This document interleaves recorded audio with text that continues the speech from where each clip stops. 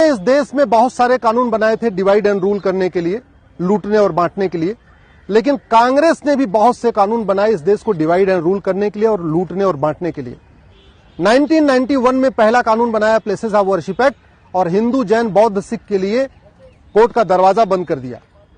1992 में दूसरा कानून बनाया, इस देश को हिंदू और मुस्लिम में बांट दिया, अल्पसंख्यक बहुसंख्यक में बांट दिया। हिंदू लॉ हिंदू, जैन, बौद्ध, सिख पे लागू होता है, लेकिन हिंदू को मेजॉरिटी बना दिया, सिख, जैन, बौद्ध को माइनॉरिटी बना दिया। ये इसकी डिवाइड एंड रूल की पॉलिटिक्स थी।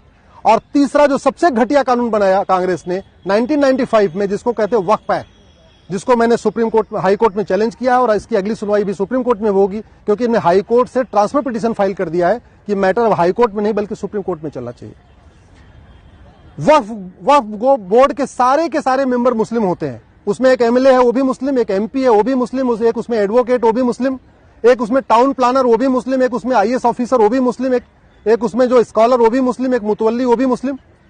और उसके पास इतनी पावर दिया हुआ है कि किसी भी जमीन पे जाके कह दे ये जमीन वक्फ की है, तो आप उसके ऑर्डर के खिलाफ, उसके नोटिस के खिलाफ नियर बाई कोर्ट में भी नहीं जा सकते, आपको जाना पड़ेगा वक्फ ट्रिब्यूनल में।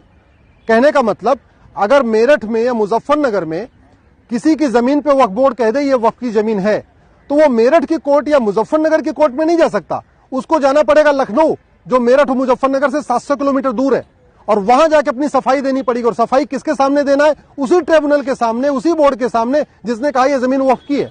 तो वक्फ बोर्ड चोर हो गया, वही वक्फ बोर्ड दरोगा बन गया, वही वक्फ बोर्ड जज बन गया, वही वकील बन चुका है।